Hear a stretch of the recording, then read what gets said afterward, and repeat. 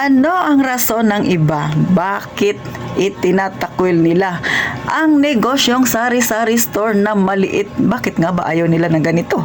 Aba, yan ang topic na titintin. Kung gusto mong malaman kung ano ang mga rason na yan nila, syempre, mag-subscribe ka na sa akin. Sige naman, please. Pilitan na ito. At syempre, pakilike na rin ang aking video kung relate na relate ka at may kilala kang kaibigan mo na ganyan kung manghusga sa sari-sari store natin. At kung hindi ka busy, pakishare naman mga kasari. At ito na, umpisahan na natin ang ating chismisan. So, eto ha, maraming dahilan bakit ayaw nilang magkaroon ng sari-sari store. Syempre, isa na dyan yung nakakapagod. Lalo na kung ikaw lang mag-isa sa iyong tindahan. Kagaya sa akin, ako pamimili, ako opening, ako closing, ako display, ako tindera, ako tagalinis, akin lahat, akin inventory. Walang karelyebo. O, diba, pagod na pagod ka na, iyo yan lahat. O, kaya yung iba, ayaw nila ng ganitong tindahan. Kasi nga, nakakaubos ng ganda. O, mga kasari, O, char lang yan natitintin. Pero totoo talaga, nakakaubos ng lakas ang buhay tindahan. Lalo na kung mag-isa ka lang sa iyong tindahan, wala kang maaasahan. Kagaya sa akin, na isasara ko lang yung aking tindahan pag mamimili ako. Pero pagkatapos kong mamili, back to realidad na naman ako, akin na naman lahat. At syempre, hindi ka pwedeng magpahinga. Kahit nga masama ang pakiramdam ko, mahigit ng 2 weeks, pero ang tindahan na titintin, nakabukas pa rin. Kahit masakit ang ulo ko, pag kumatok ang customer, tatayo ako pag bibilhan ko. Minsan, yelo lang ang bibilhin. Ang sakit-sakitan ng ulo ko. Wala akong magawa. Ito yung pinasok ko. Ba't ako magre-reklamo? So, yan ang realidad ng may tindahan, mga kasari. Sobrang nakakapagod. Pangalawa, na dahilan nila bakit ayaw nila magsari-sari store? Barya-barya lang daw ang kinikita. Totoo naman, barya-barya. Ano ba sa tingin nila ang kikitain mo dito? Milyon? Oh, maliit nga sari-sari store nga. Hindi barya-barya. Oh, kapag ang isang tao sanay na kumita ng malaking pera, aayawan talaga yung ganitong negosyo kasi barya-barya lang sa paningin nila. Parang mas marami pa yung paghihirap mo kaysa sa kikitain mo. Syempre sa una ganyan, kailangan mo talagang magsipag, magtiyaga. So normal yan, mga kasari. Yung iba naman nag-umpisa sa maliit na tindahan, pero syempre habang patagal ng patagal, palaki ng palaki ang kanilang tindahan. So maganda rin yung ganon, mga kasari. Pero karamihan sa mga nagiging successful sa ganyang pagtitinda ay syempre kuripot, magaling humawak ng pera. O yung iba kasi iniisip nila pag may tindahan sila, nakatali na sila sa tindahan, hindi ka na pwedeng maglagaw-lagaw kung saan kasi nga sino magbabantay ng tindahan mo, di ba? Wala kang maaasahan. O pangalawa, iyo lahat. Kung baga, ang pagtitindahan sobrang nakakapagod talaga, mga kasari. Kaya nga, kailangan kung ikaw ay matindahan, mayroon ka rin ugaling matiisin at sobrang matyaga ka. Kasi yun ang kailangan mo sa pagtitinda. At mahabang pasensya para sa yung customer na minsan ay nakakainis na tunay talaga. Pero wala tayong magawa. Kasi customer natin yan. Dapat natin silang pakisamahan at pakibagayan. Siyempre, dyan nabubuhay ang ating tindahang maliit. Oh, yan ang realidad ng isang may tindahan. Pero ito no, mga kasari. Gaya ng sabi ko, pabarya-barya. Ito hindi ito baga pang-iinggit sa iba or pagyayabang. Pero realidad ito. Pabarya-barya ang ating tindahan. Pero kung magaling kang humawak ng pera, malaki rin naman ang maitatabi mo. Kagaya kay Ate Tintin, lagi ko sinasabi sa inyo na pag nagre-renew ako ng permit, January pa lang, nag-iipon na ako ng pera. So, nung nakaraan, pinakita ko sa inyo yung ipunan ko ng pera ay yung parang balde-balde na maliit na lagayan nyo ng pintura tapos nilinisan ko lang. Pero dahil nga nauuso dito sa amin, mga kasari, ang sunog, real talk ito nitong buwan ng November, halos 3 barangay na dito sa amin na nagkaroon ng sunog. Ang masaklap, meron pang namatay. So, hindi pa nangyayari dito sa barangay namin. Naghahanda si Titintin. So, yung lahat ng mga importanteng bagay, mga kasari sa akin, gabi pa lang, nire-ready ko na yung pera, yung ating investment na alahas, so, pati yung titulo ng lupa. May pinaglalagyan ako na bag na maliit. Kasi inisip ko, pag once na nagkaroon ng sunog dito sa amin, kahit yun man lang ang mahila ko. So, pinaghahandaan ko talaga siya, mga kasari. Kasi, di ba, mahirap talaga yung nasunugan ka tapos wala kang nadala kahit piso.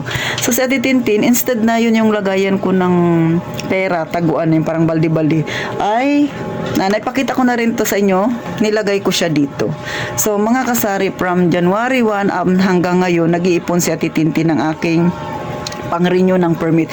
Pero sa awa naman ng Panginoon, hindi ko na siya problema. Kumusta naman yung may iba dyan na hindi pa nakakapag-ipon? Alam ko sasakit ang ulo ninyo, pero sa titintin nalampasan ko na yan. Alam niyo mga kasari, hindi kayo maniniwala. Malit lang ang tindahan ko. Pero yung aking pang-renew ng permit, ang target na pera ko talaga dyan ay 10,000, which is sobra na yun. Then, may panghulog na ako sa SSS ko ng pang isang buong taon. O, bakit ko ba pinag-ipunan ng isang buong taon? Kasi ayaw ko na magpabalik-balik, mahirap magpila. Ang haba-haba ng pila. Tapos, syempre, magsasara ako ng tindahan. Ayaw ko yung nagsasara ako ng tindahan kasi sayang yung kita. So, iniisip ko, mas maganda kung isang bayaran, isang paguran. So, pinagmamalaki kong ipakita sa inyo ang aking ipon. So, yung nakaraan ay pabarya-barya, mga 70 ang hinuhulog ko, 50. Pero ngayon, ginawa ko na siya ng 200. So, si Ate Tintin may ipon ng 200. O, mga kasari, ha? So, itong nabili ko na ito ay 120 pieces ang pwede mong masuksukan ng pera dito. 100, nilagyan ko siya ng ganyan. So, 100 pieces. 120 pieces siya. Pero yung sa akin ginawa ko kasi ay 200, mga kasari. So, ganyan na siya karami. Oh. So, nakaipon na ako ng nalagyan ko na siya ng 99 kung 99 peraso hanggang 99. So may naiba dyan mga kasari kasi medyo maganda yung benta ko, so malaki yung naitabi ko. So yan siya, pero karamihan dyan ay tag 200. So kung makikita mo ganyan mga kasari, so naka-album lang siya. Ito na yung aking pang-renew sa tindahan na worth 10,000 plus yung panghulog ko sa SSS na pang buong taon mga kasari. So ito ay naglalaman na ng 20,000. So maniniwala ka ba sa barya-barya nakaipon ako ng ganyan? Dito lang sa aking tindahan niya, ng maliit kong tindahan.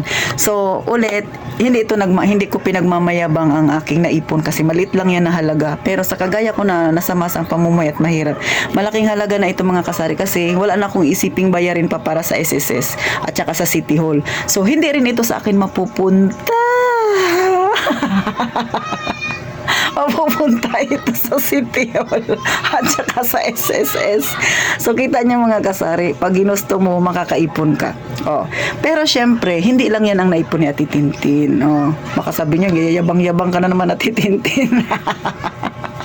Gusto ko lang ipakita sa inyo na yung inaayawan nilang maliit na tindahan na barya-barya lang daw kumita ay pwede rin namang makaipon ng medyo may kalakihan kung gugustuhin.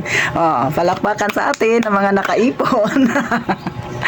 So, ayaw ko ng barya mga kasari kasi nga pag nag-ipon ka ng barya, hindi masisirculate ng maganda yung pera. So, ang inipon ko 200 pesos para hindi masyado mabigat.